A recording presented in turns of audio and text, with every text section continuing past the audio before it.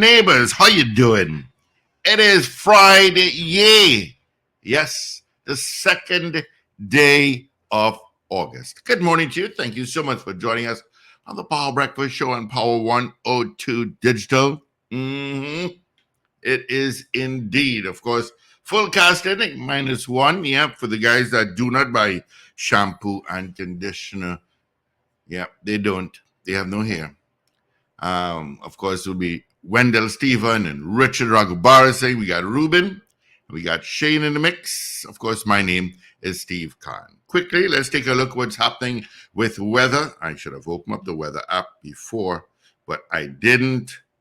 It is 25 degrees at Piarco International Airport, 27 on our beautiful sister isle of Tobago. Of course, the Met Office has not updated their weather forecast, but yeah, adverse weather alert 24 hours after. Gotta love the Met Office. I have a lot to say about that, and so does a lot of people have to say about what goes on in the Met Office, but I won't go there as yet. All right. Let's see what's happening on the highways and on the byways at this time. Of course, school will open in about a month's time, so you had a month of hardly any traffic. And let's see, from Q Rep just before St. Joseph by the bridge, pretty much towards Mount Hope. You've got some traffic there. I got nothing out of the west. And in San Fernando, I have nothing out there as well. A lot of people took today off as well to have a long weekend. Lucky you. I should have done the same, but I thought about it only last night. And anyway, that was too late. Yeah. All right. So I got nothing really to tell you about. Let's see who sent us hellos via Facebook and, of course, WhatsApp. Right. My WhatsApp is up. Let's see. Let's take a look and see.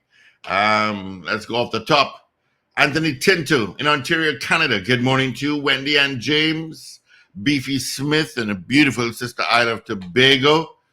Of course, when next I go to Tobago, I'll be staying by you, Beefy Smith.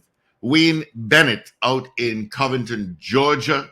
Ray out in West Palm Beach, Florida. When I go Florida, I'll be staying by Ray as well. Boy Badesi, who never brought me doubles, out in Davie. Good morning to you. DJ Ray out in Delaware. Slick Money Grip. Good morning. Mo Gaines. Maria Celia. Doreen Pierre. Good morning. Got Celia out of Valencia. Ewart Ratchball. Marcia Rock in Orlando. When I go there, I'll be staying by Marcia. CJ in New York. When I go to New York, I'll be staying by CJ. Nikisha Pierre. Good morning to you. And she says, good morning, everyone, from Ganaski Avenue in Tumpuna Road. Okay. John Cato, good morning. Gloria Gray, David Wares, who's on the road. That reminds me, whatever happened to Maraval on the road. Good morning to David Wares. And, of course, if Mrs. Wares is with you, drive carefully. Precious cargo. Miss Ingrid in Tucson, Arizona. Good morning. Huda Wells. Good morning. Carol Guevara, Alistair Hart, Trinidad Margot. Good morning to you, Trinidad Margot. Wayne Ramsey, Randy Kelly, Bisnath Prasad. Good morning to you all. On WhatsApp, let's see. We have, who's this? Val, good morning. Captain Ron, who's in home in Orlando. Let's see. Okay, I don't know who this is, but good Kazim, I think it is.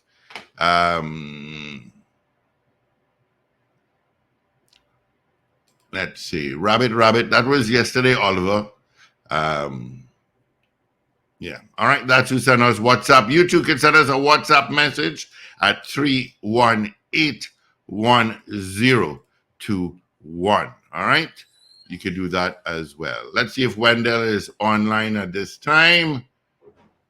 Wendell overslept. He slept. He slept in. So oh, there you are. Oh, yeah. I've been here. I thought you overslept. No. When you could only oversleep if you actually sleep. You still have that problem? And it's getting worse. And I I think I told know you why. what to do, you know. I sent you the number and everything. Mhm. I would have to drag you and pull you by your ears to that place. Yeah, it just happens. Going through periods of extreme stress, and I don't know if you call it depression, but that's what happens sometimes. Nah, man, you're not So depressed. good morning, Steve. Good morning, Paul, wherever he is. Good He's morning, in Trinidad. the air. Richard. I'll tell He's you in where the Paul is right now. Let's see. Let me tell you where he's Paul is. probably I'll tell you where he is. I'll tell you mhm. right now. Let's see. He is.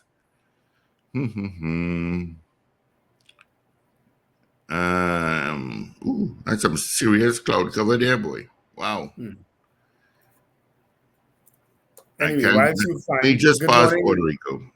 good morning, Richard, and good morning, Trinidad and Tobago, and listeners and viewers all over the globe. It's Mm-hmm. Oops, did I say go It's to say Monday? Friday, bro. It's It's Friday Friday. morning. It just Ugh, feels like a Monday. It you has really that. need to get some sleep. It has that. It had that. It has that depressing feeling of a Monday. Trust me. But good Really? morning, all. And happy to have you here with us. I was Mm-hmm. listening to a pastor before I came in preach about Kamala Harris, and how they are attacking her because she's not qualified, Well, and that start qualified or race. well, they started off from that perspective now. Well, You know, that started with in Mhm, Chicago mhm, with a black journalist and one of the best journalists I've seen in a long mhm, time, Rachel Scott, from ABC News, was interviewing Donald Trump, and of course he rant and rave and said we started late and this and that, mhm, and then he was saying that Kamala Harris, um, and he had a picture of her with her parents in Indian garb, and saying that all of a sudden she is now identifying herself as black. And of course, Rachel Scott put him in his place and said, no, she always has. She has yeah, mixed heritage. And, but he's fishing for straws. yeah. Well, that's He that's is. that's the And now point. he is saying as well that first he started off and saying that, let's debate.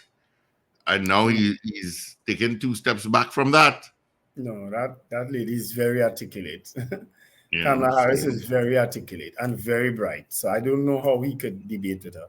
And he is not going to get the responses from her as he would have gotten from Joe Biden and so on. mhm. I don't think she doesn't look like the type of person, doesn't come across as the type of person to hurl insults and so on. She just doesn't strike me that way, you know.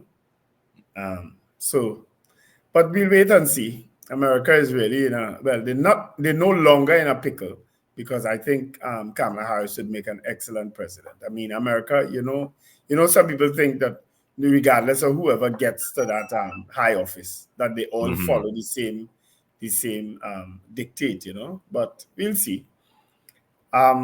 Yesterday, of course, was African Emancipation Day, where the parade was thing. And I noted Tony Fraser's commentary this morning on Facebook, and I totally agree with it. What's that? It's like Tony Fraser is saying he doesn't understand why the media, the news houses, not capturing the actual spirit of the African Emancipation celebration, the drumming, the chanting, the dancing. It's just music covered and showing you pictures of politicians and so on. That's it. Yeah. That's the coverage.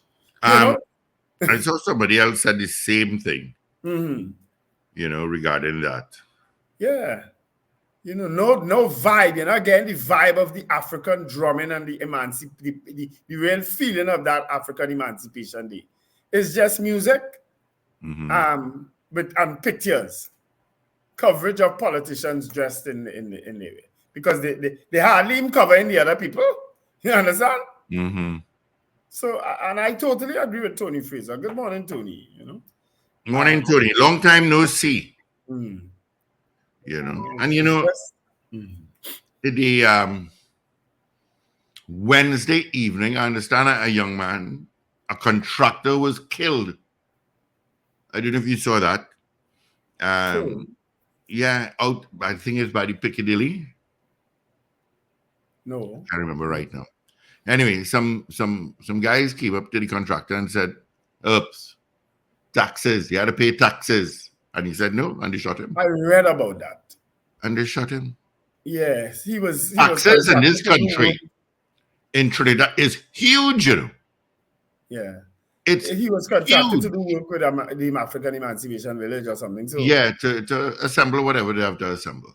uh, You know, but it is this, you know, taxes in this country is huge. Mhm. Huge. Mhm. So I really, you know, Yeah. they killed him because he Yesterday, didn't want for a couple of hundred or whatever the taxes are. Mhm. Yesterday turned out also to be a beautiful day. I thought it might have No, rained, we but had an adverse we weather had a alert, rain. Wendell. Huh? We had an adverse weather alert yesterday. We did? Yeah, it's supposed to start at 12 and end at 5. And it Uh-huh. pretty much had no rain anywhere. Uh-huh. And the Met Office, I don't know who's the minister in charge of the Met Office. Uh-huh. They need to get their act together. They're coming out just like all of us, and this is my opinion. Look up in the sky, look at the radio, the radar. Oh, look, we might get some rain. Oh, might be plenty of rain. Let's put out an adverse. You all need to get your act together. Nobody trusts you all. You say it's going to rain, you get no rain. Yeah. When you do get rain like Wednesday, and flooding and all sorts of things, Mhm. there's nothing.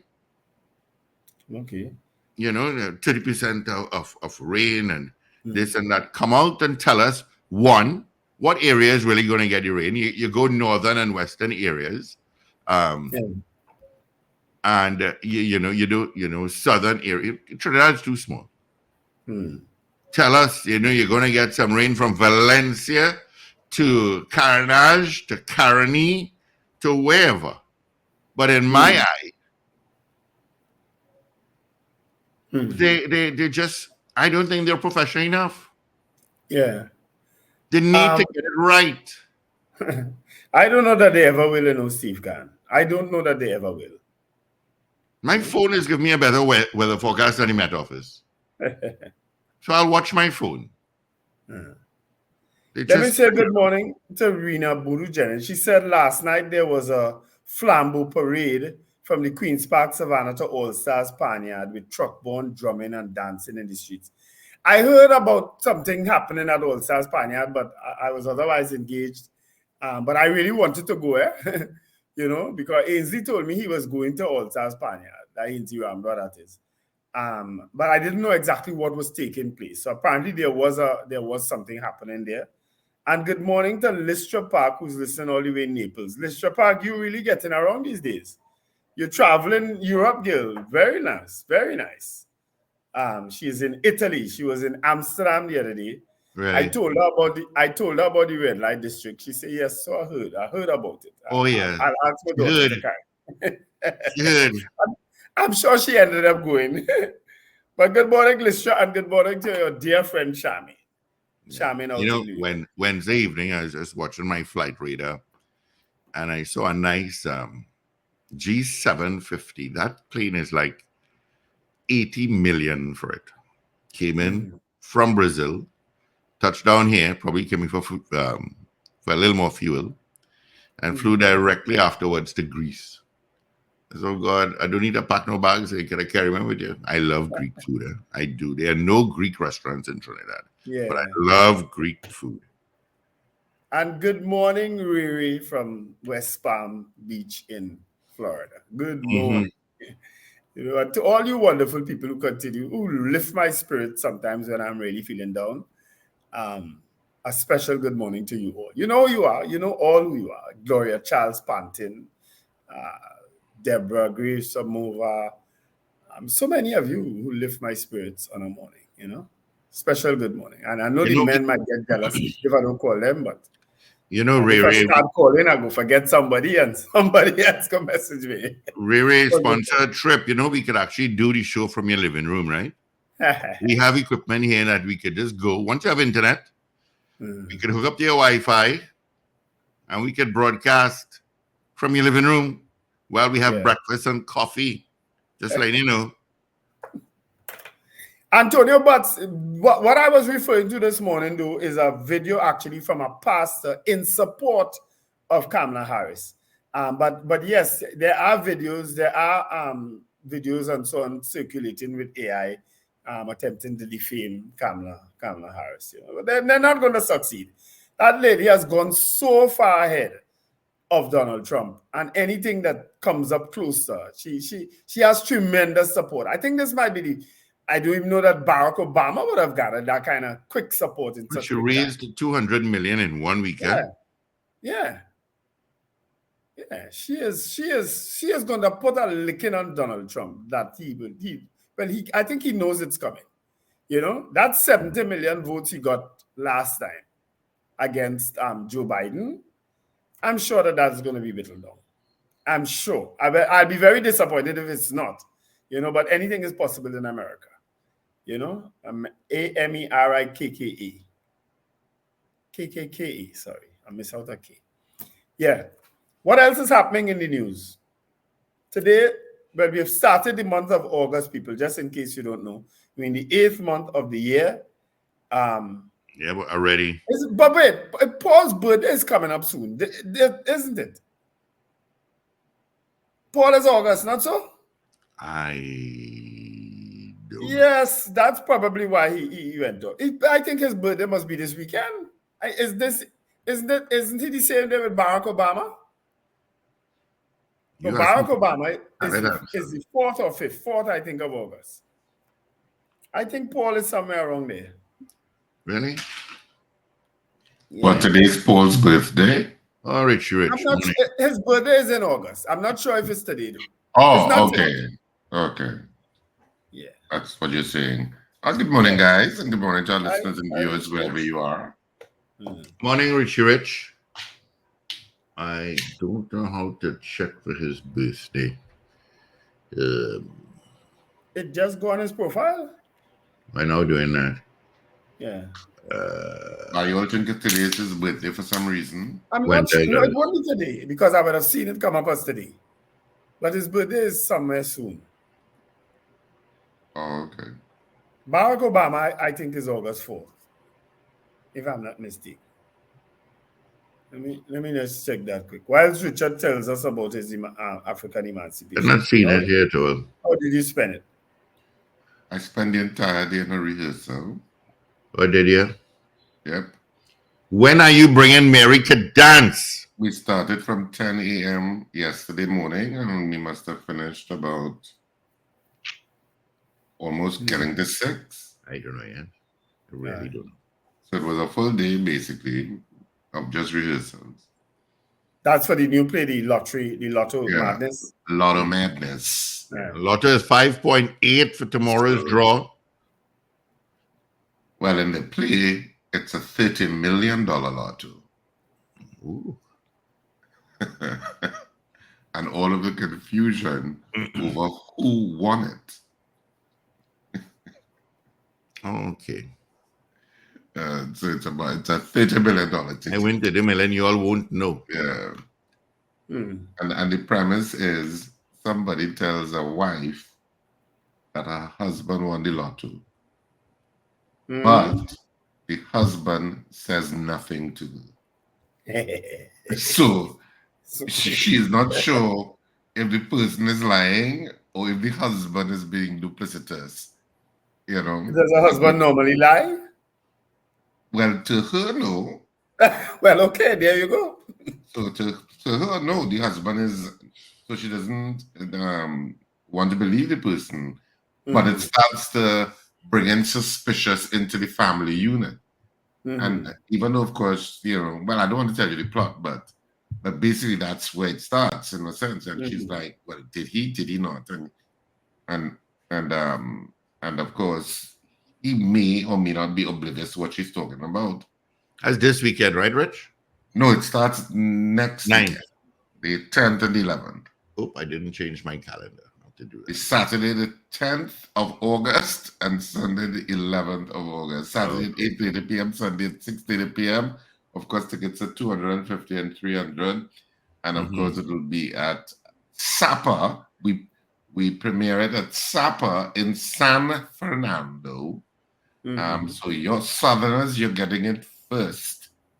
When is that? Next weekend? Next weekend. Next weekend. Right. But just whilst we're on that note, let me just remind people this weekend is the fundraiser for Nile Young Hippolyte, former member of parliament for yes. West. That'll take place at Soundforge on Sunday from 4 p.m. to 9 p.m. All right, tickets are $400. You can get them from at the venue also too, but from different people, including Shaka, Darian, his wife Lisa, and a few other people, including myself, and Eldon Coker, of course. If you want tickets to come out and show some support to raise some much needed funds for Nile Young Hippolyte, who is suffering from an acute lymphoma cancer. All right. Yeah, so that's happening this weekend. Also, well, tonight I was invited to the AGM of Dr. Nyan Gatsby Dolly, St. Anne's. So I haven't gone to one as yet, so I may go to that one, and then take it easy for the rest of the weekend, hopefully. Yeah. How was your African Emancipation Day yesterday? You did the procession? No, I didn't. I went and I worked in Rumbox. I went and I was there with holding on there. I spent the day. The bottle opened yesterday too. Yeah, I spent the day in St. James. Is there a procession through St. James or not really? No. The procession starts on Independence Square and goes around the bridge, Piccadilly Greens. They stop there, and then they head up to the Savannah after to the Emancipation Village. Oh, okay.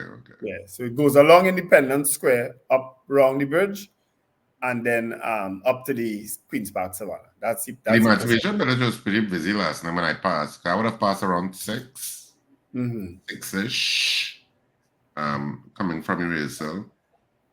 You mean you're passing the area? Passing the area, then going to the village. I just say, that'll be too crowded. Especially on the day itself, I think that village remains open for a while, isn't it? Until around the... No, I think this weekend is wrapping up, must be? Is it? I forget by this weekend it might wrap up. I thought it goes on for like a couple of weeks more or something. No, it doesn't. It doesn't. Maybe long time it used to, but it doesn't it doesn't go on. It doesn't go on anymore. It doesn't go on much longer. All right, I'm gonna find Paul Richards. Barack Obama is definitely August 4th, right? We know that for sure. Sunday. Paul Richards is Tuesday, August 6th. Oh, that's Tuesday. It is next Tuesday, August 6th. This is birthday. Okay. This weekend is also. He always travels for his birthday, I don't keep track. So he's on his way right now to another country. He's on his way to New York via JetBlue. Oh, okay. He doesn't take Cal. Yeah, he like the maxi taxi in the sky. Listen. But that's what JetBlue is. I really don't care about the comfort part, I mean, first class is always nice, but... I like my comfort boy, which is why I had to get an aisle seat when I travel in. I can't... No, I sit down in aisles. I don't sit down in my window, and I will never sit down in the middle. I sit down at the aisle, and I pull up the aisle handrest, and I have a little more room. But I go with cost. I traveled the last time I traveled. Wendell, your volume is quite low. I don't know why in comparison to Richard. Volume? Your mic level. Yeah. My mic level? Yes. I haven't changed a thing on this laptop since I've been using it. Okay. I don't know. You could increase it a little bit. Richard is perfect. Increase the volume, man. I'd right up to 100. Okay. I don't know. I was going to tell you guys something. It just went right out of my head. They said you go for price or something like that. I go for cost. I had to sit down on the end. The other day I was forced to sit down in the middle. Spirit Airlines. If you're taking Spirit is not going to waive the baggage fee. So they're making it a lot easier. But Cal prices, I'm sorry, are just too expensive. And if you want to go somewhere else, you always take Spirit from Port of Spain to Puerto Rico, and then from Puerto Rico, take another flight to wherever you want to go, You could work that way too. Yeah. There's certain ways you could work around it. Yeah. Richard, the village is actually closing off today at 3 p.m. I'm seeing that message from someone. Today. Antonio Butts. Why didn't they leave it open for the weekend? I don't know. I haven't been to the village, so maybe I might run down there, passing there today. Yeah, I haven't gone. Mm. Of course, in the next hour, we're going to chat with Mr. Clive Clark. He is the Transport Commissioner. Oh, so we'll okay. chat with him regarding this new. The law has always been there; it's just never been enforced. They got the equipment to test tint, the light emanating from the tint going in and out, and I want to ask him about this inspection because I see a lot of trucks on the road, especially garbage trucks and PTSC buses. I saw one this morning in front of the city gate. The back right head tail lights and the bumper is peeled off. I don't know, and dragging in the ground.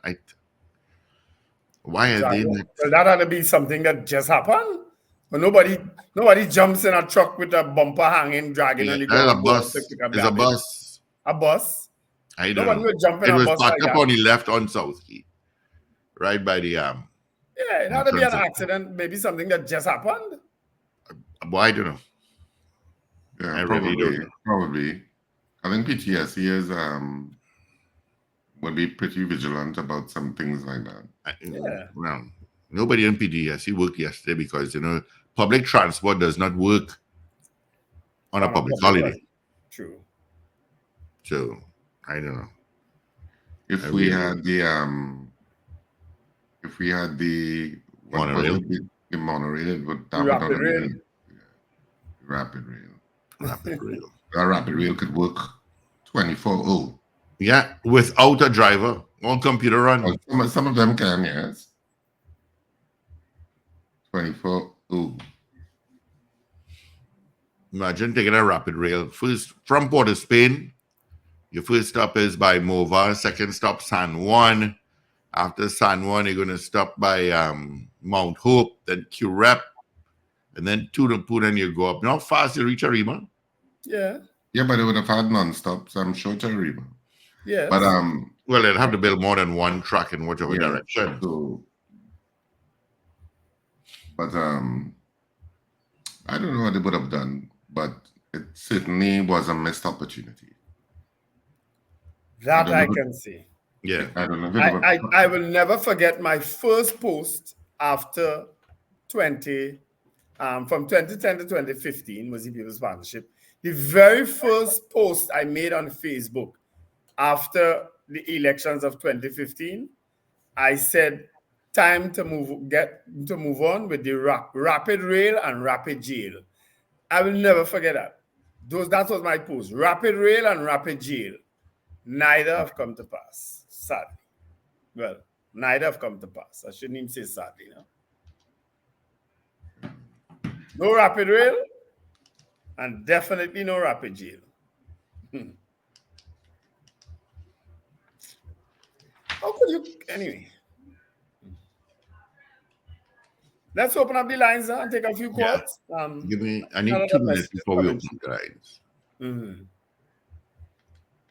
Who is I see CARICOM is to forcefully speak to the Commonwealth about reparations. Sometimes I wonder if we're serious about that discussion, I don't know what forcefully speak to the Commonwealth means. Now, they did put forcefully in inverted commas, but I don't know what it means. I don't. I sometimes wonder. What do you mean in that context? What do you mean? Because to me, a lot of the comments on reparations have been forceful. I think they just come up now during certain times of the year, and then it ends right there. You hear nothing about it after. Don't we have somebody who's in charge of our reparations committee here or something? Isn't it the same Shabaka Cameron? I'm not sure, I seem to think, I want to believe you are right, but I'm not 100% sure. I could double check quickly. They because probably need to get they do quote Capra Cambon in the newspapers this morning. Kafra or Shabaka. I'll tell you which one it is. No Capra. The economic chain in the world, the economic chains in this world are impacting most people in the world, said Emancipation Support Committee Director of Regional and Pan-African Affairs, Kafra Cambon. He made a comment while delivering remarks at the 22nd Annual Transatlantic Trade and Investment Symposium at the Hyatt Regency Hotel, Rice Road on Wednesday. We are not here for a feel-good gathering about Africa or about doing business in Africa or with African countries or entities. This symposium is a hard-nosed gathering to further advance a process of engagement that is underway. He said the symposium was geared to provide participants with the guidance, information, and contacts to further their activities in business with a specific focus on the African continent. The theme was dismantling barriers and strengthening economic ties between Africa and the Caribbean. So it doesn't seem as if that was what the reparations talk was. Prime Minister Dr. Keith Rowley says the Caribbean community has taken a decision to forcefully speak to the Commonwealth on the issue of reparations when they meet in Samoa in October. The Prime Minister returned from the Commonwealth Heads of Government meeting in Grenada on Tuesday, speaking outside the Treasury building, Port of Spain, yesterday, where the capital city came alive with festivities to celebrate African Emancipation Day. Rowley noted that the University of the West Indies Vice Chancellor, Sir Hilary Beckles, has been leading the intellectual arguments on behalf of CARICOM with respect to reparations. Rowley said that Dr. Martin Luther King Jr. had said the arc to freedom bends towards justice. We here gathered are on that arc. We genuinely believe that it will bend to a point in a day when justice would be recognized by all and it will be handed to those who deserve it, he said. When we meet in Samoa, the Caribbean leaders took a decision this week to very forcefully speak to the Commonwealth as one voice. And there is one particular country with a new king and a Labour government with an outstanding mandate, and we look forward to the reaction in October, said Rowley. Because I believe that until respect of people becomes acknowledged by those who hold authority, African people will continue to be viewed as second and third class, and we will continue to have to fight for freedom and impact and respect. He emphasized the need for focus on respect, starting with respecting ancestors who were there when the hardships were meted out and survived it for the future of their progeny. So all of that is part of that forcefully speaking to the Commonwealth by CARICOM.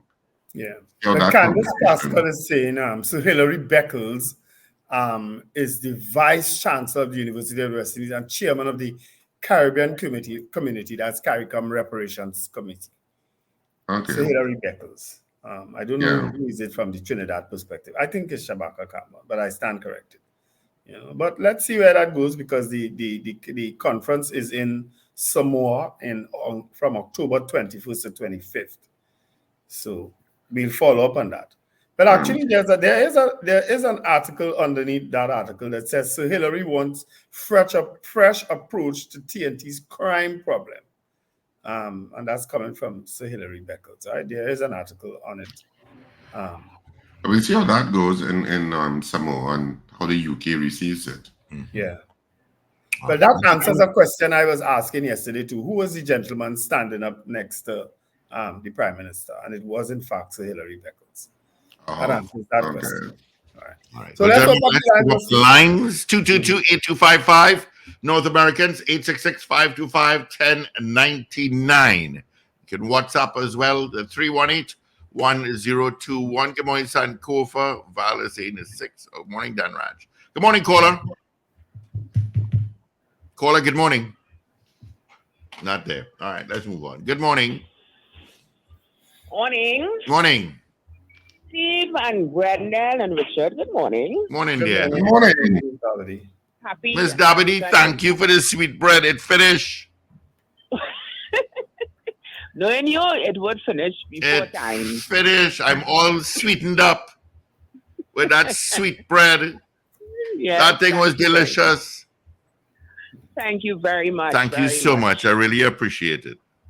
Yes, okay. Because like you were yapping for the sweet bread and it's so good, I could do that one with sweet bread. Yeah, boy. I like sweet bread, and I didn't have it. I think that's the first sweet bread for the year. Okay. So Yeah, bake up for the whole year. it make up for the whole year. No kidding. So happy on African Emancipation Day to you all. So, I heard in the news where Dr. Rowley saying that in schools they should be teaching about the African history, the culture, the cuisine, and all these things. I heard Dr. Rowley say that since he was in opposition, and then in 2015 again, So that can start yet. So you see, this is 2024, and he's saying it again. So that is only be saying things and nothing doing. You know what I mean? Mm-hmm. So when I heard that, seriously, didn't I hear this before? And like if there's a problem to teach anything about African in schools, there's a problem. Always a problem. So they don't know when to start. So that's what I called to say anyway, because All right. I was so vexed when I heard that. So you all have a good morning. You have a All great right, one. thank you. All the best. Bye-bye. Good morning, caller. Morning, morning. Hey, Mr. Patrick. Morning. Good. How you doing?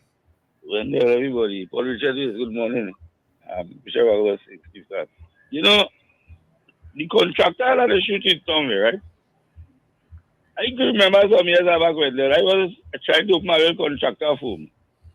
A small firm, a building and me and the brethren and them was having a conversation. And a man asking me, you have to put aside the man money, So I ask him which man money. He said when they come for the money, well, I said, well, you know what you talk about? He said, boy, you have to pay protection tax because they pay that to carry on the contract. When I let go that thing long time and I done with that because me ain't going to work hard, so nobody come and tax me. And it's happening all through. I remember all about the place. That a man painting the old house in Lawrence back. And two fellas come and ask him for money. He say he painting the old house. The shooting, the Calvary Hill, same thing. So how they will deal with that situation, boy? I don't know. Yes, I don't know either. Because as I said, I remember when I was chairman of Downtown Carnival and they were putting up these stands downtown, I got a call stating that there was some men on the job site asking for money from the guys and them. And well, I got the information from the police at the point in time. And they said we need to go down there. And I went down with the police. There were TTPS officers there and city police officers there. And I think guys were arrested but that was like a norm. You understand? But it's a normal thing going on in certain places. If you don't give people money, you can't work there. Something wrong in this country, boy. Yeah, well, something wrong all over. But yeah, you're right. That is a real threat that some people face. People calling now and demanding money from people. And then get it. The family go there or somebody go there or somewhere else. And people really dying because people get killed. Yeah. We'll never later. All right. Thank you, Patrick. All the best. Good morning. Hola. Good morning. Morning. How are you on the station yet? You are on live. Yeah. Good morning, Mr. Scott, Mr. Wendell, Mr. Khan, and Mr. Richard. Morning. Yeah. Good morning, everybody. All is Mr. Wendell, how you been? I'm good. Is this Mr. Grant? Yeah. Hi, Mr. Grant. How are you? Well, boy, I just fighting with it. But listen now. You see thing with the African studies in school, why they didn't go move? You have African people and all who will want to recognize themselves as African who as black people. So they're reluctant to teach it. Like something wrong with me, boy. You understand? We don't appreciate it ourselves. When I went to New York and I do this something up there at time, walking up on Church Avenue, I saw some Haitian had our flag upside down in a store. I went to meet my brother-in-law, my son-in-law, and I asked who you manager this store. I make them take down that flag, turn it wrong, you know. My son-in-law watch me and say, but red man, boy, use bold face. I said, no, when your flag turn upside down, your country in distress. You understand? And the thing I was still talking about the other, with Mr. Casting Charge and them, but that's a land where you think and people can't get them money. The person in taking that up is two set of land that man was developing for people, black poor people, you know. Promise them house, they can't get a house, they can't get a deal, and it's years now. And he was a senator, and he managed that Netco, NetJack, you know, at the time, you know. When he buy out, get all them land, you know. You have to keep that in your life because they want to kill Rory for you. Build piece of land in by Tobago. But they're not on it. Right? So have a good day, everybody. All right. All the best here. Bye-bye. Good morning. Good morning, guys. Morning, Digoman. I want to know what is going on with some people in Tobago. It's every time the licensing officers go over there, is a bacchanal. I see they resorting to ritual now, voodoo. What the hell is this? Wait, it seems like those Tobagonians love the drive-by shootings that they are getting right now. You know, I saw that. What you're saying? Yes, this thing is madness. I mean, when licensing officers go over there, it has people. I tell you, I have a friend car was stolen in Digo Mountain and end up in Tobago. So you love how the guns and the ammunition coming up on the cars and the trucks on the boat. Oh my God, let the people, I don't understand. All you're talking crime, but when they're trying to do something, all you're going to rituals? Really? Nah, something wrong. And I want to ask Richard, if somebody is working in a radio station in Port of Spain and they were sued, how that case end up in the San Fernando Court, Richards, in the High Court?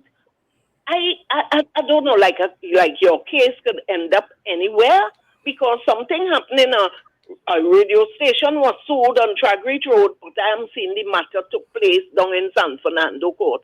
I don't understand that. And I want to say to the WPC Clement, whoever advising you wrong because you're reneged on your state in giving evidence, and then you want to turn around and sue the state? Really? Nah, I don't know. You can't be serious.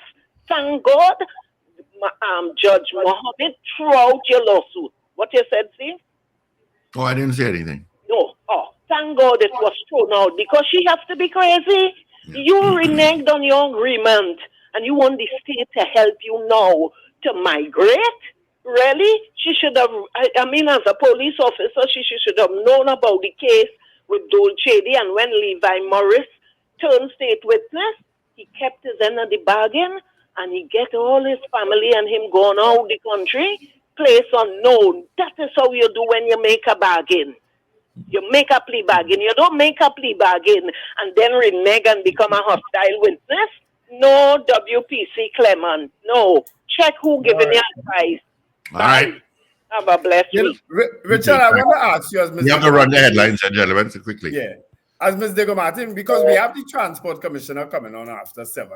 Because that issue of the obia, I put it in parentheses, that they say people were practicing and why they're looking for the man. What is that about? Is There may obia be, against the law? Is it against the law to do what that person would have done? In other words, put up I don't even know what kind That of is something we'll have to ask the commissioner. well, I don't know the commissioner is an expert on all of the laws in Trinidad and Tobago, but it probably is an old summary law. You know, there are a lot of old laws, but certainly there is an argument that can be made that it's part of your religious, that it's protected by the constitutional right to freedom of religion. Right. Because you may call it obia, but it comes from a religious base. But is it then that they consider it a threat? Why they say they're looking for him? We have to figure that out. I don't know. But I think, in it, he was saying kill them, or something. Yeah. Yes. Something like that. All right, let's get in the headlines, gentlemen. So I think it might be less the obia and those words. Okay. But we'll see. We could ask him where it comes from. Find out about that. So the Daily Express, when we start... man not licensing. Say that again? I say, is the police looking for the man and not licensing officer? Yeah. That would be the police. I don't know if it's the kill them or something like that. So he was chanting something like that. So the Daily Express for this morning, and of course, just in case you didn't know, today is Friday. The weekend has begun, people. So it's Friday, August 2nd. So put a smile on your face. And for those of you who are going to work today, because I know some of you took a long weekend. Yeah. Do not lie. PM takes on reparations fight. That's the headline. CARICOM to forcefully address Commonwealth meeting in October. All of that is on the front page. And there is a picture of the procession and Prime Minister leading the procession, Prime Minister Keith Rowley. Second from right is joined by Education Minister Dr. Marlon Gadsby Dolly. Second from left, the Minister of Youth Development and National Service, Foster Cummings, right, as he leads the procession through downtown Port of Spain to mark Emancipation Day yesterday. All of that is on the front page. The other sub-headline, cops killed 2 in La Brea Village. On the back page of the Daily Express this morning, Carter's Achilles heel. TNT swimmer out early in Olympics 50 free. The main picture, of course, is Biles golden again. And Simone Biles is mashing stuff up at this Olympics. Yeah, boy.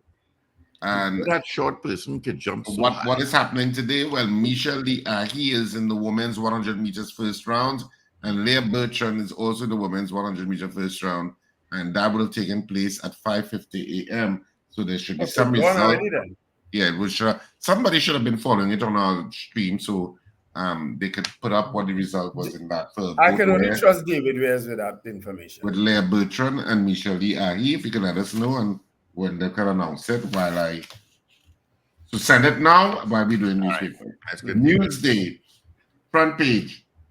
PM, CARICOM to speak forcefully on reparations at Chubum. Trinis must claim their Africanness. And there's actually there are no some headlines, and there's a beautiful picture of women, ladies in African wear. 5 women show off their beauty and authentic African garb during the Cambule street procession at African Emancipation Day celebrations on Piccadilly Street in Port of Spain.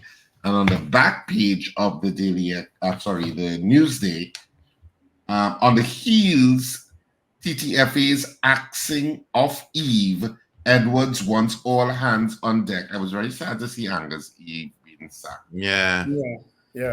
Aggie and Bertrand begin women's 100-meter qualification in Paris. And of course, the final daily for this morning is the Trinidad and Tobago Guardian. What headline did they go with? I'm about to tell you. PM at African Emancipation Day celebrations. Don't fear your heritage.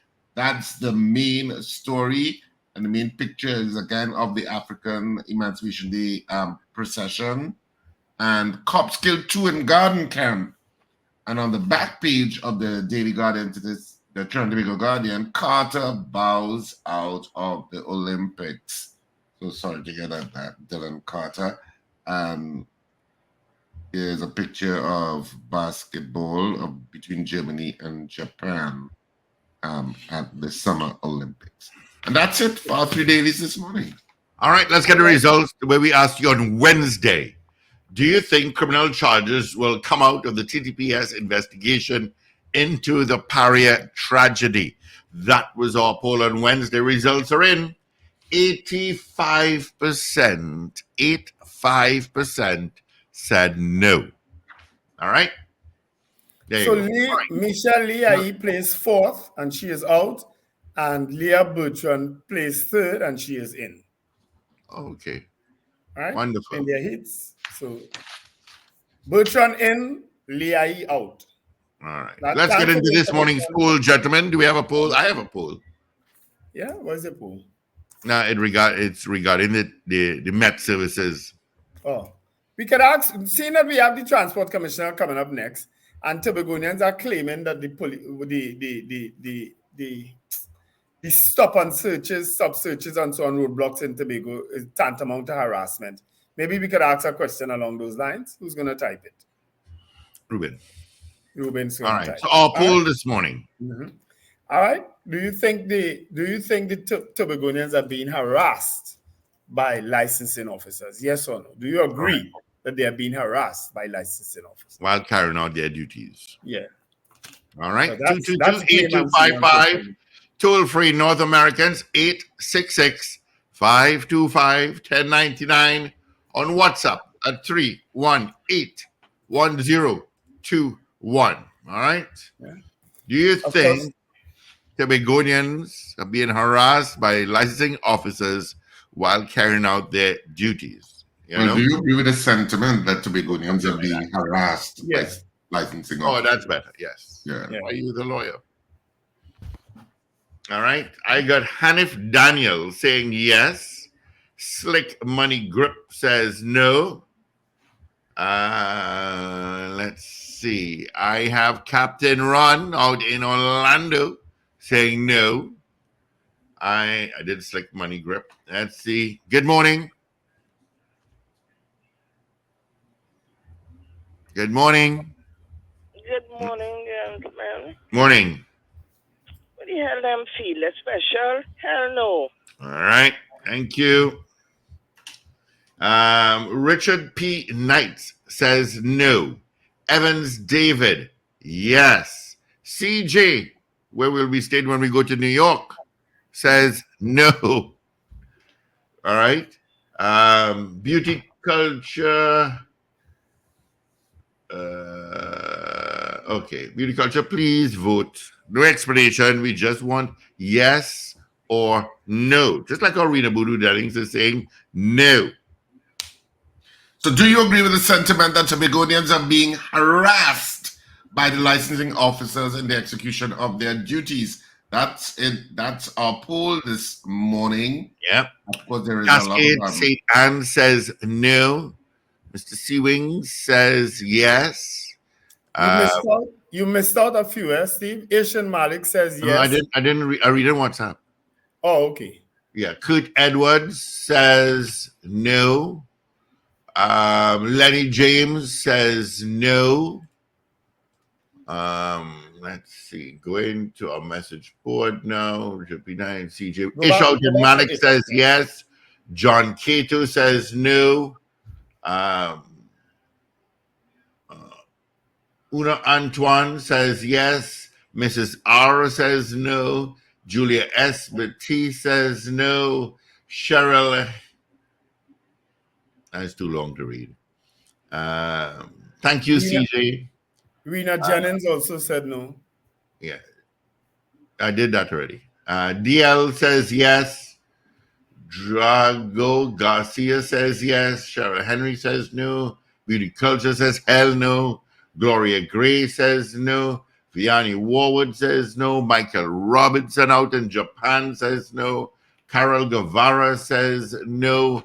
Do you agree with the sentiment that Tobagonians are being harassed by the licensing officers, aka on WhatsApp, white shirts, in the execution of their duties? So that's 2 Yes to 2 or talk, no? 8255, North Americans 866-525-1099. People are watching us on all of the streaming platforms. Send your votes via the messaging portals there. And of course, if you're watching us on M&E TV or listening to us on smart devices or generally just watching us, you can also WhatsApp us at 318-1021. That's 318-1021. Yeah. Central Animal Lovers says, my hubby, daughter, and myself all say no to the poll. Yeah. All right. All right. We have like a minute and a half again. Ooh, today's over. Do you agree with the sentiment that Tobagonians are being harassed by the licensing officers in the execution of their duties? Yes there is some or no? pushback from Tobagonians on the issue. So do you agree with that sentiment that Tobagonians are being harassed? What's your take? That's our poll this morning. All right. Let me just check to see if we have any more before I get into news. Go from Anderson Matthews, Steve. Right. Okay. No, says Anderson. Tazim Mohammed says no. David Wares. Pearl Corder says no. Keith Busasa says yes. Jared Garcia says yes. Huda Wells says no.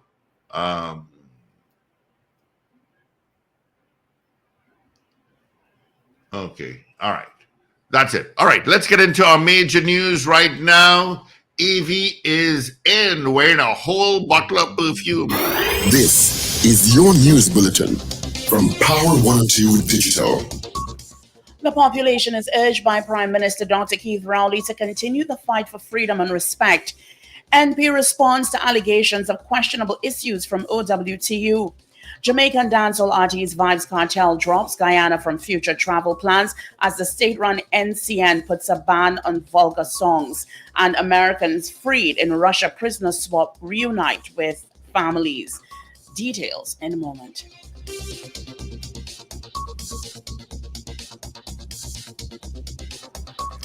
This is news to 7 o'clock on Power 102 Digital. I'm Afril Sentel-Bab. Good morning. Prime Minister Dr. Keith Rowley, on the occasion of African Emancipation Day on Thursday, said African people must continue to demand freedom and respect from the world. He made the statement on the steps of the Treasury building in Port of Spain in light of an impending 2024 Commonwealth Heads of Government meeting in Samoa, in October. At that meeting, CARICOM is set to put forward its case for reparations after slavery. So when we meet in Samoa, the Caribbean leaders took a decision this week to very forcefully speak to the Commonwealth as one voice. And there's one particular country with a new king and a Labour government with an outstanding mandate. And we look forward to the reaction in October. Dr. Rowley praised the Caribbean Community Reparations Commission for leading the discussions throughout the region and beyond on the issue. Let us not be afraid to proclaim our Africanness, especially in today's world where Africa is rising and rising to meet us. Let us not be found wanting. It is an absence of respect that was cemented on this very ground in this very location when the proclamation was read saying that the people were free. The National Petroleum Company has responded to several accusations made by the Oilfields Workers Trade Union with regard to several questionable issues allegedly taking place within the organization. Recently, OWTU members led by OWTU President General Ansel Roger hand-delivered a letter for Energy Minister Stuart Young at the ministry's headquarters. Speaking with members of the media, Roger said NP employees were concerned, particularly in terms of fairness, transparency, responsibility, and accountability at the company. However, NP said thorough investigations were conducted both internally and externally, the latter by a reputable independent entity, which was procured in keeping with the Office of Procurement Regulations regarding the allegations pertaining to the said employees' actions. Minister in the Ministry of National Security, Keith Scotland, says a recent meeting with the TNT Police Service executive on Wednesday is the first of many that will be held. Scotland, who was chairman of Parliament's Joint Select Committee on Crime before he was appointed to the Ministry of National Security to deal specifically with the TTPS, has been vociferous about the police doing more to address crime. He told Guardian Media yesterday that he could not go into details on what was discussed. However, he did say discussions centered around manpower issues, the tightening of Police Commissioner Earl Haywood Christopher's crime plan, the reduction of crime and general policing. He added that the issues were discussed in no particular order, but the reduction of crime was the highest priority. He said the population needs to have that sense of safety and security, so he will meet with them again next week. The police service is expected to increase its manpower by 1,000, in keeping with a promise made by Finance Minister Colm Imbert during his budget presentation last October. An autopsy is yet to be done on the remains of Jonathan Warwood, the 39-year-old Mason who was killed by police in Sealots. Warwood was killed around 1:30 a.m. on July 23rd by police investigating an incident in which an officer was shot while on patrol the previous day. Police, in a statement hours after Warwood's death, said he attacked officers carrying out a search at his home, but neighbors said that was not true. According to a report in the Newsday newspaper, Warwood's family said his first autopsy had to be stopped after the pathologist was unsatisfied with the answers he received from the police about Warwood's death. A female relative said the police officer who witnessed the autopsy told them he was unable to answer the pathologist's questions. Media reports say 40 Cedros fishermen have been affected by a recent oil spill. It said the authorities have begun cleanup. Over 20 boats have been affected in St. Marie, Bonas Village, while about 15 have been impacted in Bamboo Village. Cedros councillor Shankar Tilak Singh is reported as saying while Heritage was cleaning up affected beaches, the company had not revealed the source of the spill. You are listening to news on Power 102 Digital to 7 o'clock. Jamaican dancehall artist Vybz Kartel has dropped Guyana from future travel plans, saying that he would rather tour Iraq than land there. He was at the time reacting to a ban on vulgar songs in his catalog from the airwaves of the state-run National Communications Network. Refuting reports of a total ban on Kartel's music recently, NCN program manager Martin Gulsaran explained the network had a long-standing policy of not airing music that was of bad taste, promoted violence, or was offensive to any group or religion. And further afield, 3 Americans who were freed in a prisoner swap deal with Russia, including Wall Street Journal reporter Evan Gershkovich, have arrived back on U.S. soil. Mr. Gershkovich, 32, was one of 16 prisoners swapped for 8 Russian prisoners in what has been described as the biggest exchange since the end of the Cold War between Russia and the West. The exchange at an airfield in Turkey also included the release of former U.S. Marine Paul Wellman, and Russian-American journalist Alsu Kumasheva. Well, finally, here is weather news for the period today till midnight. Trinidad and Tobago, initially hot and sunny conditions, will be interrupted by partly cloudy to cloudy spells with showers. There's a medium chance of heavy showers or thunderstorms favoring western and hilly areas of Trinidad. Nighttime mostly fair despite isolated showers. Please note gusty winds and street or flash flooding may occur in or near heavy showers or thunderstorms. Expect a temperature high of 33 degrees Celsius at Piarco International Airport and 32 degrees Celsius at Crown Point in Tobago. Currently, it is 27 degrees Celsius at both localities. Recapping your headlines to 7 o'clock, the population is urged by Prime Minister Dr. Keith Rowley to continue the fight for freedom and respect. NP responds to allegations of questionable issues from OWTU.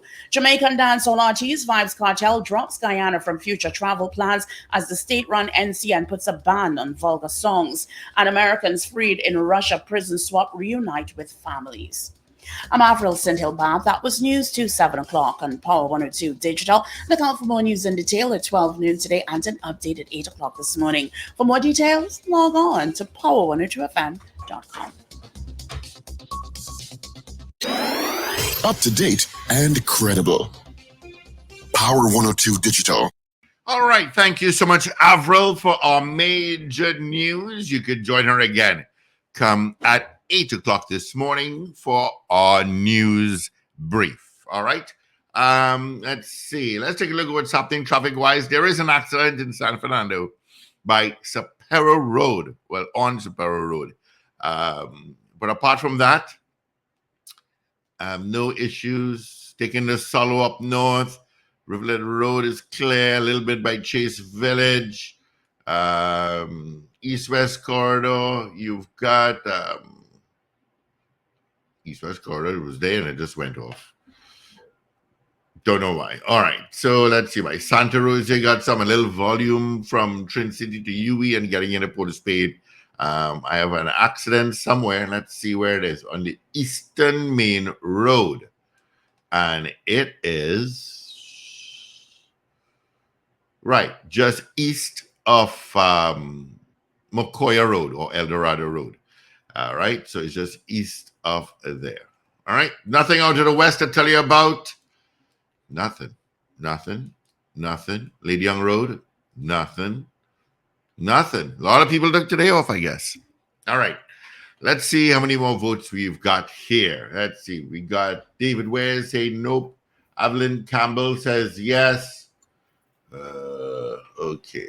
On WhatsApp, we have David Nelson saying no. We have Val saying no. All right. So let's get the results of our morning poll. I'm sure Richard has it. Yeah, I'm sure myself. Yeah, I do. I mean, so our poll this morning was, do you agree with the sentiment that Tobagonians are being harassed by licensing officers in the execution of their duties? That's our poll this morning, and we had 37 people voting on the poll this morning, and of the 37 people voting, 10 of you said yes, you do agree that Tobagonians are being harassed by licensing officers, and 27 of you said no, you don't agree with that sentiment. The 27 said no, and 10 people said yes. So 87 people voting on the poll this morning, so you have our results. Of course, you can continue to vote on this poll throughout the day and through our programming, and we'll give you the final results on Monday morning because we are at the weekend. And so I'm hoping that Mr. Clark will agree to take some calls because generally, I know that in interviews, well, I've seen him do quite a bit of interviews. I've never really seen him had the opportunity to interact with public. You know, he's asked questions by the media. You know, but not today. I think he could interact with the public because I'm sure a lot of people. I know for sure, Chris Vender, if you're listening, I know that you had a couple of things you wanted to ask the Transport Commissioner. So please feel free to listen out and call in if you want today. You know, so we're going to have him on in a bit. But Tobagonians are up in arms. I've been reading some posts on Facebook that they are not happy at all, especially they're alleging, and I trust the person who would have posted that he is stopped in a roadblock here. He goes two blocks down the road, he is stopped in another roadblock there. You understand? And so it's been going, and so they're saying it's an overkill. I was reading that. They said it's a heavy overkill. You know? So, but I do know that the Transport Commissioner reported recently that there are problems in Tobago in terms of what they are seeing with cars, with duplicating numbers and all manner of things, you know, which is why I guess they took this heavy hand in Tobago.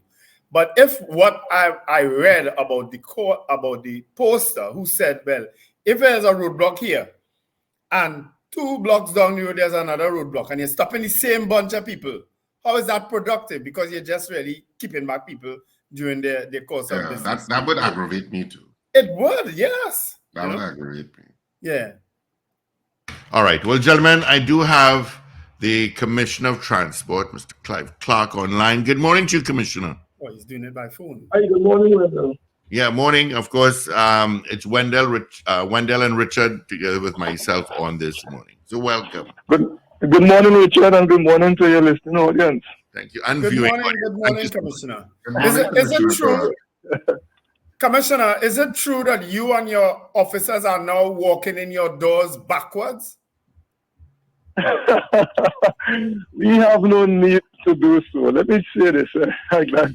You know, licensing officers are not concerned about any sort of rituals. I mean, we know when we do our work, we encounter a lot of comical gestures, and we are not worried about that. We are in touch with the omnipresent, with the omnipotent, and the omniscient one before we go out to work.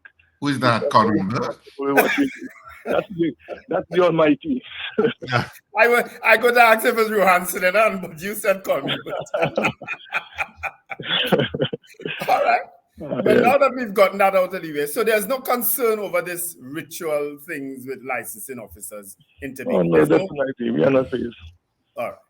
No, definitely, as I said, we are not phased. But one of our posters, Wendell was just mentioning, was saying that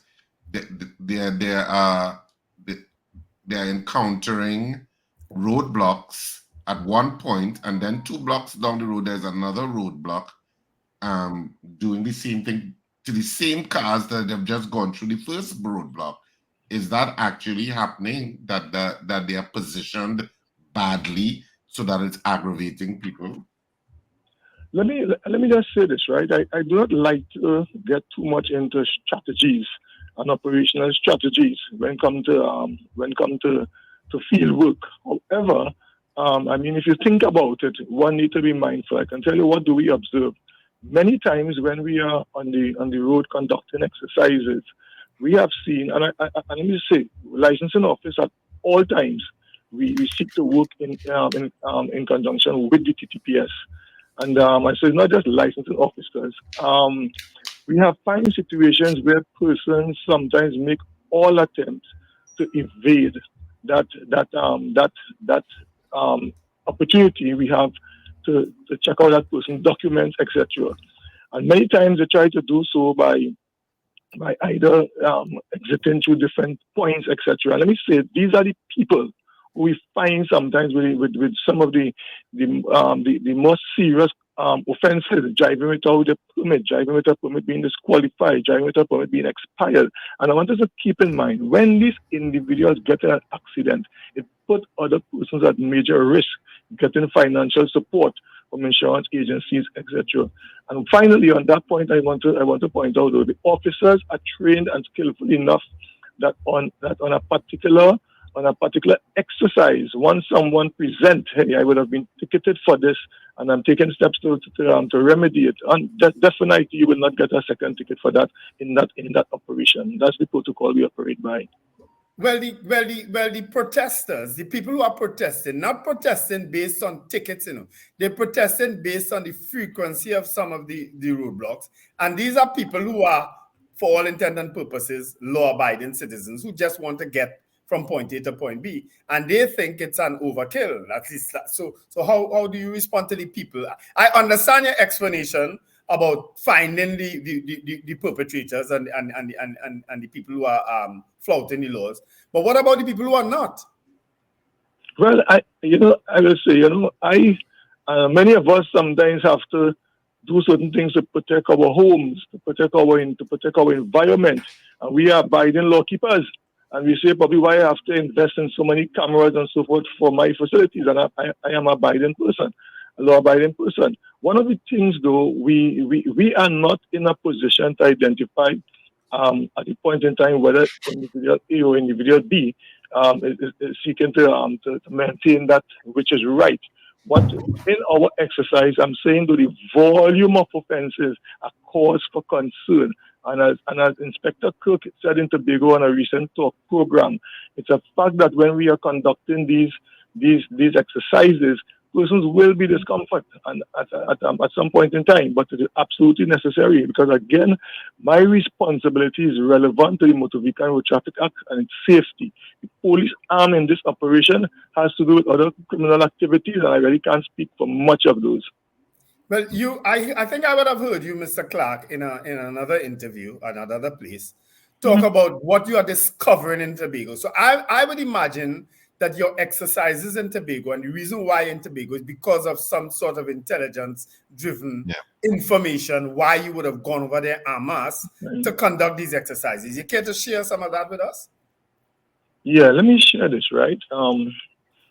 You will recall some time ago the licensing division deployed an electronic inspection system, And therefore, you heard a lot of persons complaining that sometimes when they go to the inspection garages, my vehicle is not on the system, and or you have a duplicate chassis, etc. One of the things, though, is that I will say to you all, vehicles that have those difficulties, they are not made available to the inspection garage to inspect it. Because over the years, based on the manual system, those garages were inspecting vehicles, not being aware those vehicles were duplicated, they were stolen vehicles, etc. And similar, what we have picked up in Tobago is a high number of vehicles which are duplicated in our records.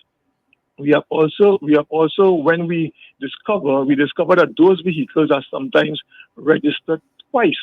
And sometimes when you get back to the original owner, you realize these vehicles are stolen. You also recognize persons have not been taking the opportunity to inspect their vehicles. When you run an agent report and you realize how many vehicles are not inspected, it's cause for concern, because when you inspect your vehicle, it's not just the physical roadworthiness of the vehicle. You come into licensing so we can identify and update your record. Make sure your vehicle carries the color.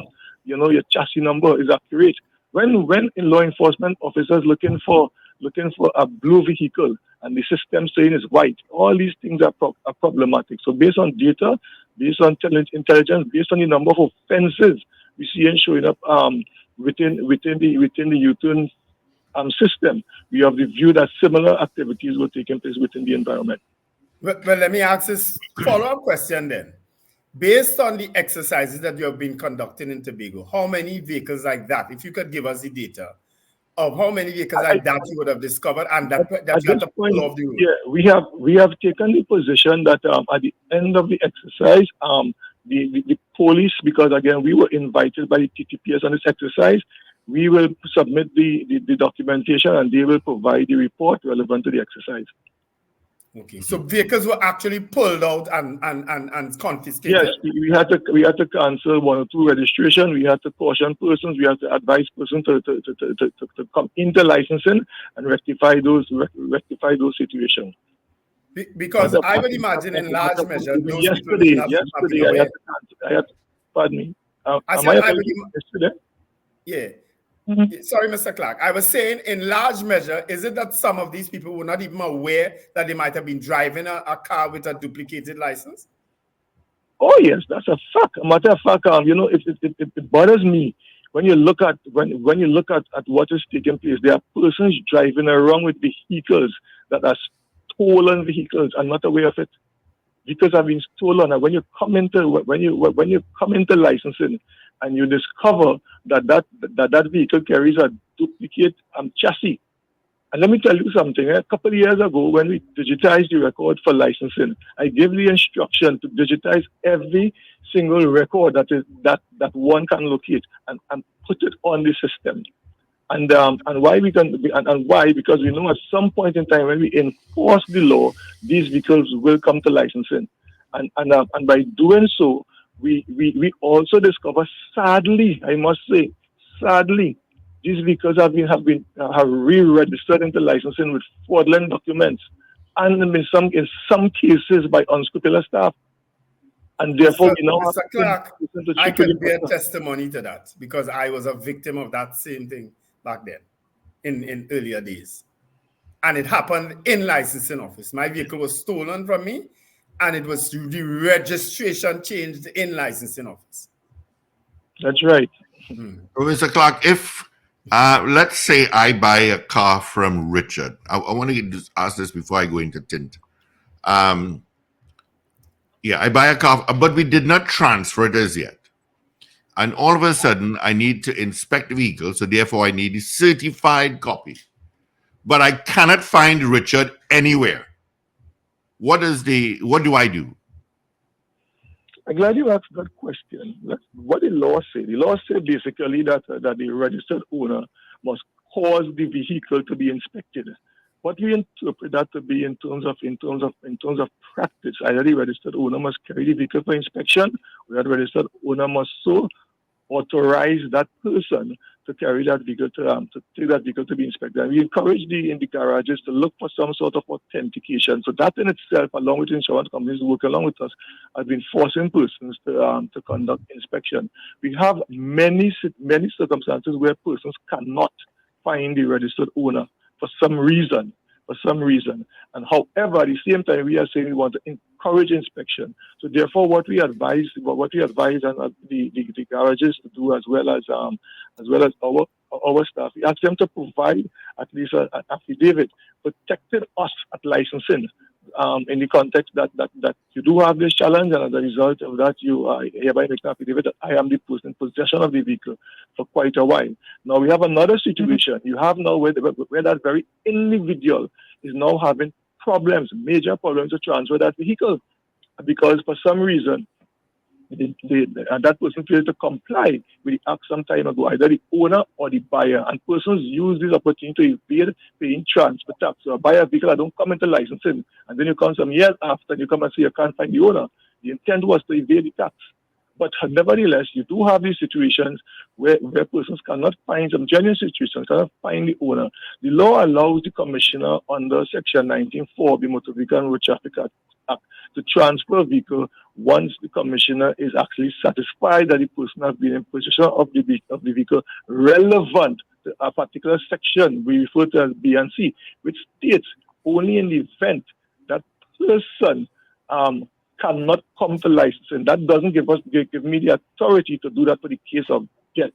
Now, so we have to be able to apply what are our policies, what are our guidelines, what is our standard of operating procedure to utilize Section 94.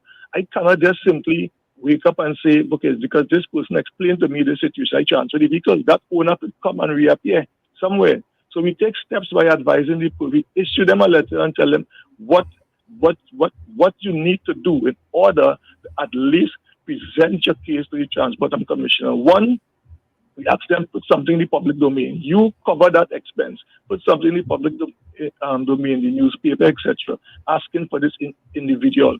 We further ask them to bring whatever bills and receipts and so forth you have on this. We also ask them to go to legal affairs and pay the $90 and get try to get, I think it's I think legal affairs issue a validation document as to where this person might be in the event they might have died, etc. So we try to ensure that and then we ask for affidavit on top of that, and after which we then adjudicate on the case. And we also inform persons in writing. But chance that individual come for some reason and say that this was submit basically is false document in order to own my vehicle, I still have the opportunity under Section 12 to cancel the registration because of a false transaction. So there are avenues to assist persons in those situations. But what happens while the person will be going through that process, Mr. Clark? What happens with that vehicle?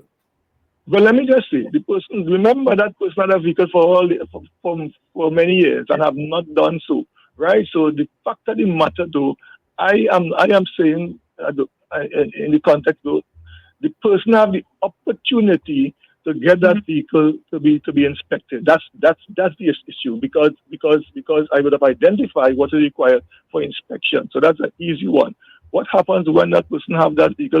Basically, there is nothing preventing that individual to use from use of that vehicle. We're talking about transfer here, right? Yeah. Where we encourage you to take steps to cancel. And you need us to keep in mind the law clearly states if you fail to transfer a vehicle within 7 days, there is a fee. You pay up to $40. And if you fail to do so in 14 days, that goes up to another cost. And then it can also be a sum. It can also be a summary offense, and it is one that one can also be placed in bars because of that. And that's what you need to understand. When you sell a vehicle, take steps to transfer it right away. Mr. Clark, I think I would have raised this with you before because I am aware of a situation where officers are advising people not to date the receipt of a sale so that you can fall within that 7 days law. So that because you must transfer it within 7 days of the sale. But if I sold my vehicle 6 months ago and I'm now going to do a transfer, the receipt would say 6 months ago, and therefore I would be in breach of a law. Are you aware of that?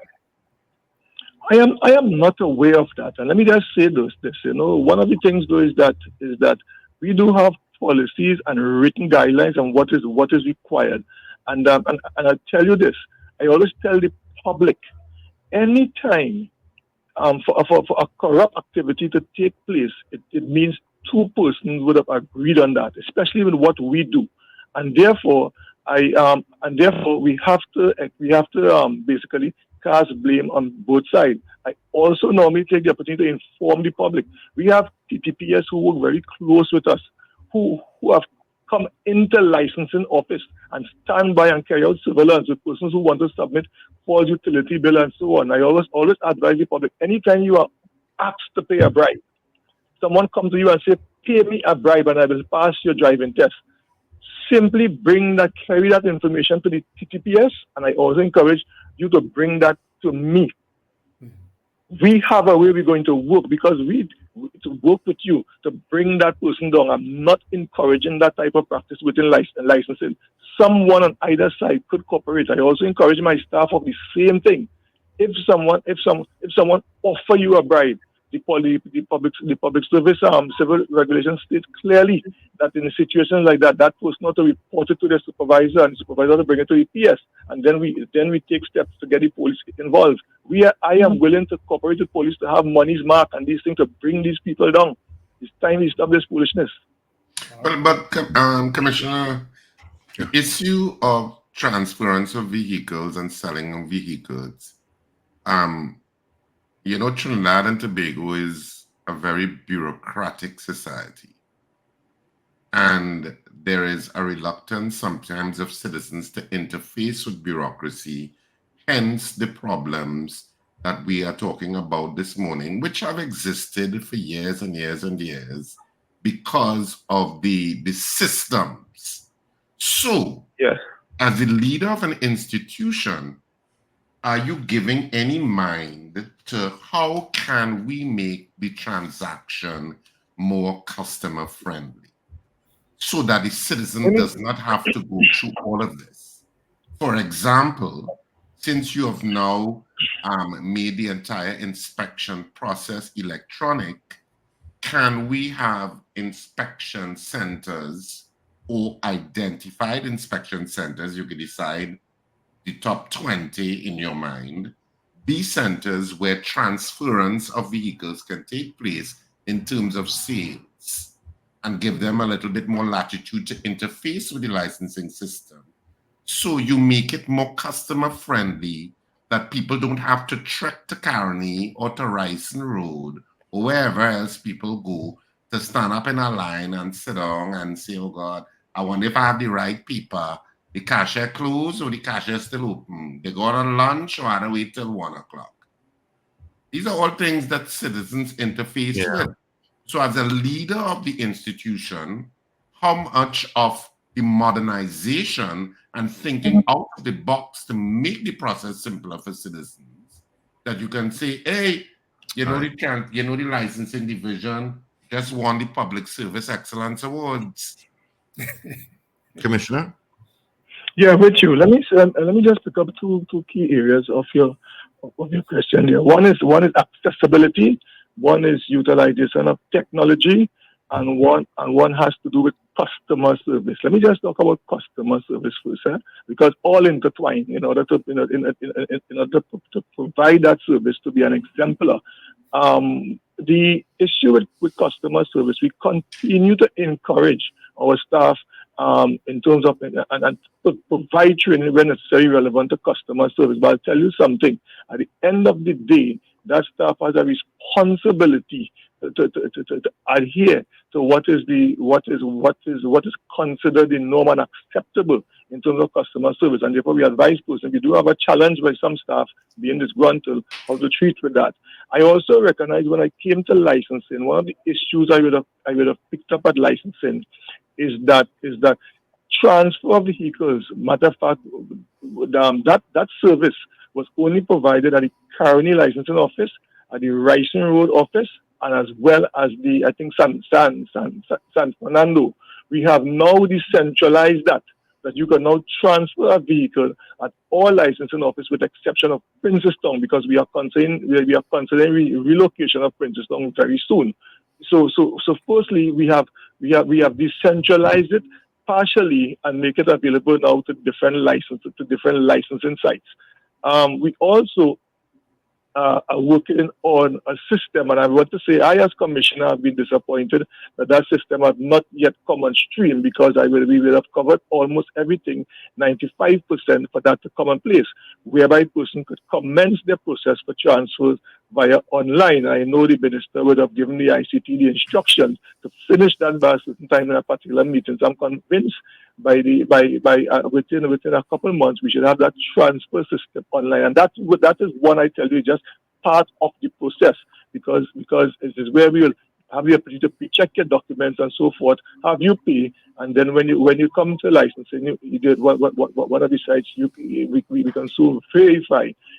The law requires that when someone transfers a vehicle under no, as we described a while ago, both parties must be present. There's an exception for death and illness and overseas and all of that. But as a general area service where most persons apply, let me just talk about inspection garages. At this point in time, it's not within my vision, and I'll tell you, I really don't want to spend much time saying that, to make that available to the inspection garages at this point in time, because once a transfer is done, we want to take steps to update that record at the point in time, and I do have some concerns with some of the challenges we have been having. Still, we have to sometimes be writing to garages. We just have to sometimes be giving them time to explain, and sometimes in some cases I have to terminate some of them.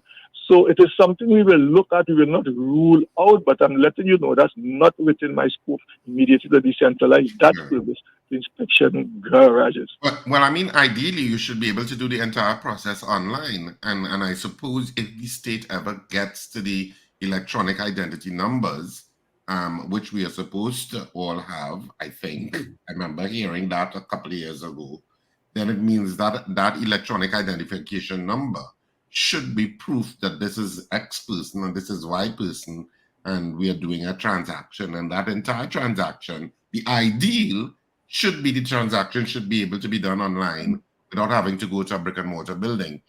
But beyond all of that and the future. No, let me just say this. I missed a point that I must bring to your attention.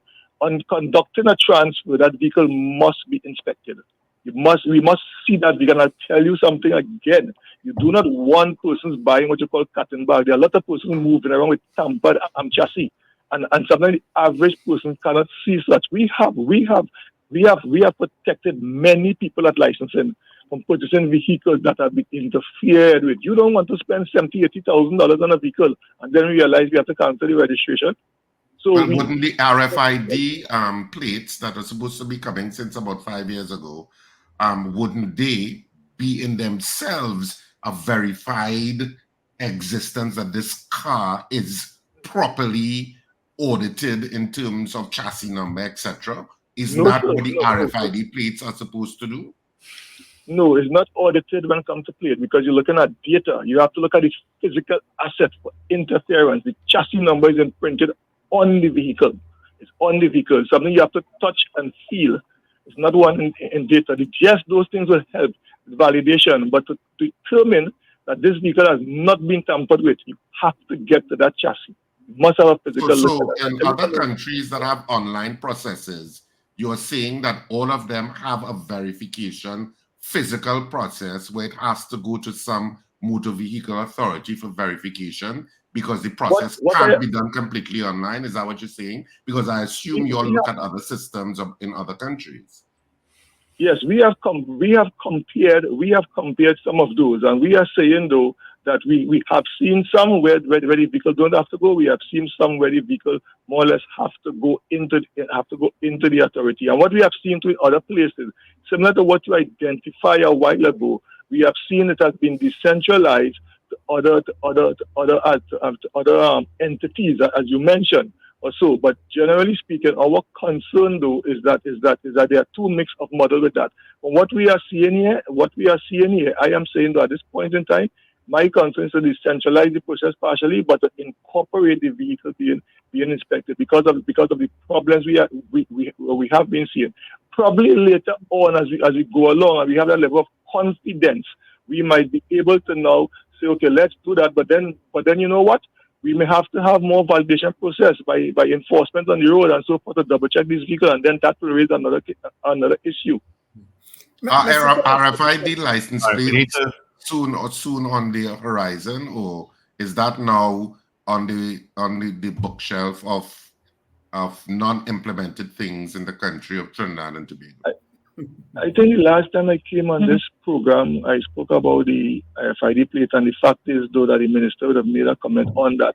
I know the minister made a public comment some time ago on some recent approval by the cabinet on a new number plate system. He will leave that to say more on that. I also know the ministry are currently tweaking the legislation to bring a new plate system whereby we'll have plates produced by approved entities under an approved specification given by the ministry.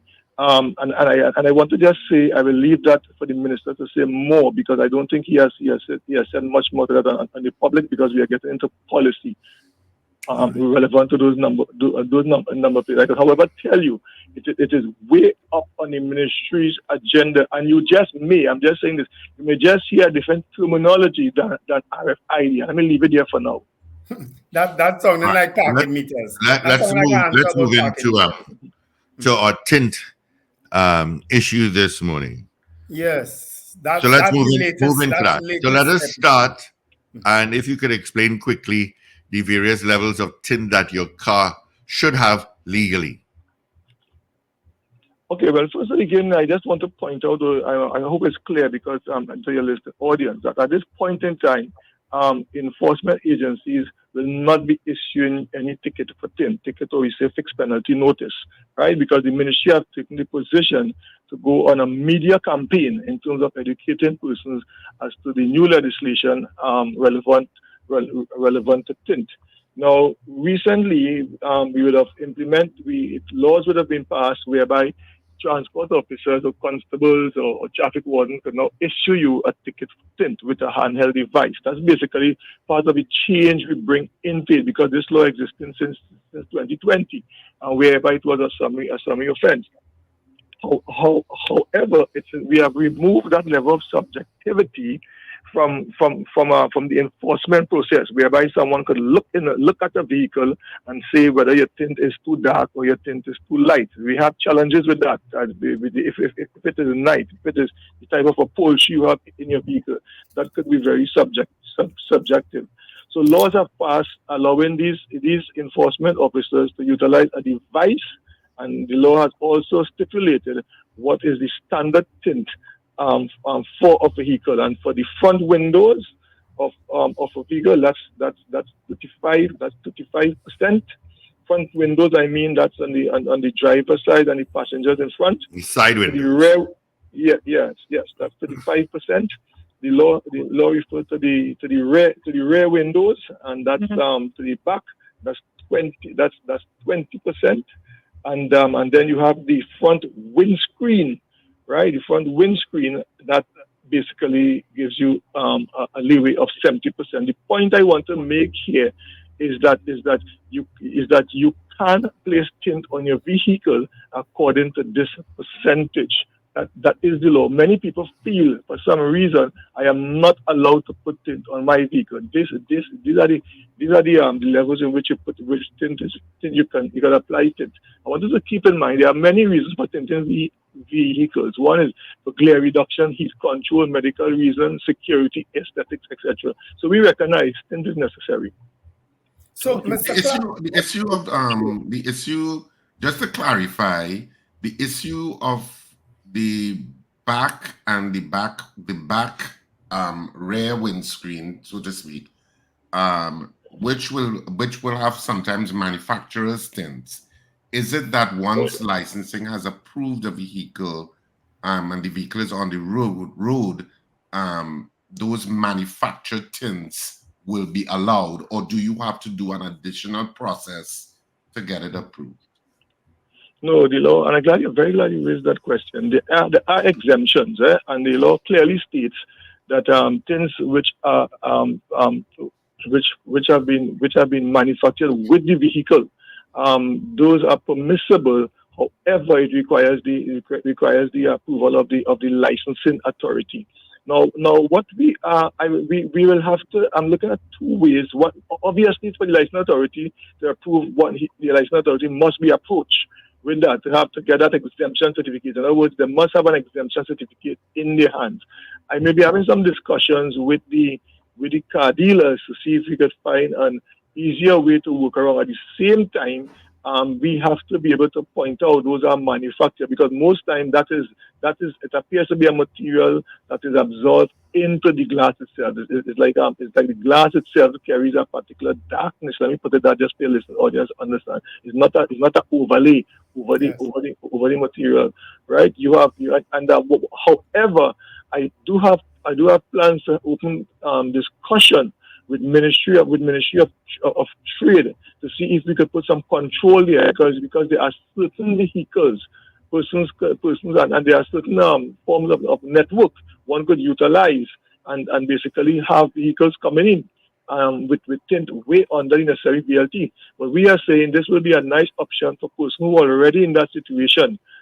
They ought to be mindful that there's a level of relief there under the Motor Vehicle and Road Traffic Act.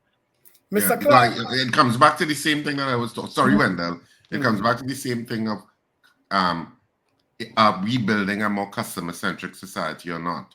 And so because these vehicles have been on the road for years and years and years, how much of a burden are you placing on citizens, which will probably be thousands and thousands of cars, to now say, okay, I have to apply for an exemption, rather than the fact that they have been inspected and licensed.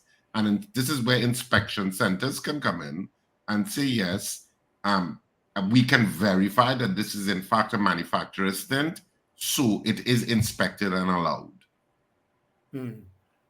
All right. Well, let me always looking at the customer-centric issue. Tint is part of the inspection process from ever since. If you look at the, I know, but I'm just saying that approval process, rather than having, I get that, but what I'm saying, rather than have citizens apply for a piece of paper that's saying, I exempted because the manufacturer who built the car put it in, make it simpler for citizens, so that an inspection center can verify it is a manufacturer's tint, so it's allowed. Yeah. But he did say he was going to discuss it with the dealers. Mr. Clark? Yeah. Are you hearing me? So let's. The issue of the enforcement of the tint law. You said it's not being done now. When is it expected to start? Well, the minister give the fact that we are continuing the media campaign for six weeks. Let me just leave it at that, right? The minister would have informed the public that we are on the drive for the media campaign for 6 weeks, and then the intent is to move forward. And I guess he may say more on that a bit later on. So the middle of September, we're looking at for the enforcement of the tint laws. Plus or minus. Yes, I agree. Yes. So pretty much get your act in gear. Mm-hmm. That's right. And is it only licensing officers can give you a ticket, or police officers as well? No, the law defines the constable for the issue of tint penalty for licensing officers, police, and as well as traffic wardens. Yeah, I would imagine. Or traffic wardens as well. Yeah. Yes. Remember, we are using a measuring device. Right. Yeah. So it's not just subjectivity. Right. So you have 6 inches from the top of the windshield coming down, which could be darker. Let's use 20%. That's the anti-glare. 70% for the front windshield, 35% for the driver and passenger front doors. The back doors can be 20, and the rear window can be what? The rear window is 20 also. 20 as well. Mm-hmm. Okay. And we have 6 weeks to get your act into gear. So, Mr. Clark, Sorry, go ahead, Wendell. Would you be able to take some calls, Mr. Clark? Because we have quite a few people I would imagine would Well, have. I am running extremely Yeah, late. I know you're pressed for But time. just one more question before you go, Commissioner Clark. Just one more question, if I can. How far have you gotten in updating the license requirements and modernizing it with regard to senior citizens? I remember the last time you raised issue in terms of senior citizens having to do that medical. That was the concern you have. Now, let me just say that our laws have not been updated in alignment yes, exactly. with other countries that have updated that. Yes. Right. So just listen to me. When laws are being changed, it is required that you put forward policies, and those things are receiving the attention of the legal department. Though I'm questioning status of the legislation and so forth as commissioner, I cannot give that. That is probably something you may probably want to approach the ministry on, etc. But I'm saying with those recommendations have been taken, and I know the minister has been talking about some major changes he intends to bring to the motor vehicle and road traffic act. You know, I was going through something recently, and you might be very well surprised. And we came across a provision in the motor vehicle and road traffic act that if you are leaving the country, do you know you're supposed to notify the transport commissioner that you're leaving the country and you have a vehicle and where the vehicle is staying? Who does that right now? But that's nobody. I don't think anybody knows about that. I agree with you. There are some major changes to be done there, and the minister has been talking about it. And I know he fully supports the fact that some of these things are extremely old. Well, I would have been living in jail because every time I leave this country. You have a condo in Golden Grove. But, Mr. Commissioner, last question from me before you go is that a lot of the dark tints, you said one of the reasons given could be an issue of security.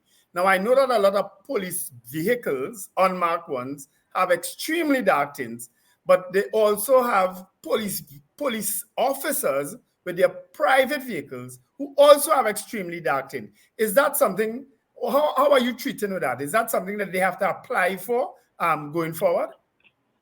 Oh yes, a matter of fact, however, let me just say relevant to the law exempts several vehicles, right? State vehicles, police, and so forth. There's an exemption provision under the law. It does not exempt the private vehicles. And I'll tell you something. Even myself, as commissioner, I'm not exempted, as well as my staff. And therefore, one must apply. And we have taken the decision. Once you see we have ring the bell on enforcement on this, we will take the necessary steps to issue the fixed penalty notice if need be. I also want us to keep in mind, because sometimes when we hear this, any ticket given to any member of the public, that person can so contest that ticket with the court. And if also you want to know, because I'm seeing some things in the media, ticket for all sorts of things that I never know exist. Schedule 9 of the Motor Vehicle and Traffic Act on the Act 9, 2017 identify a list of all the offenses in which ticket can be given for. So therefore, you cannot give a ticket for someone who is probably you feel you wake up one morning and you say, okay, well, you should not probably have a watermelon on your back seat, basically. So we have to educate ourselves to what are the offenses an officer could give a ticket for. All right. Inspection commissioner. Trucks are supposed to be inspected every year? That's right, yes. Okay, can I see some trucks and tax trucks? So let me use the term. I don't like to use the term trucks. We say goods vehicles, vehicles that carry a T number plate, as well as public service vehicles. H. However, in the goods vehicle 3200 and under NGW, yeah. Yeah, those are 2 years. So you're talking about the Hilux and those smaller T vehicles every 2 years. Almost. I see some trucks, Commissioner. I just look at it and I have to get a tetanus injection. But I know that every year they have to get inspected. I wonder how they pass that. I share your concern. Let me just say though, one of the things though, I as commissioner sometimes I have to make some tough decisions.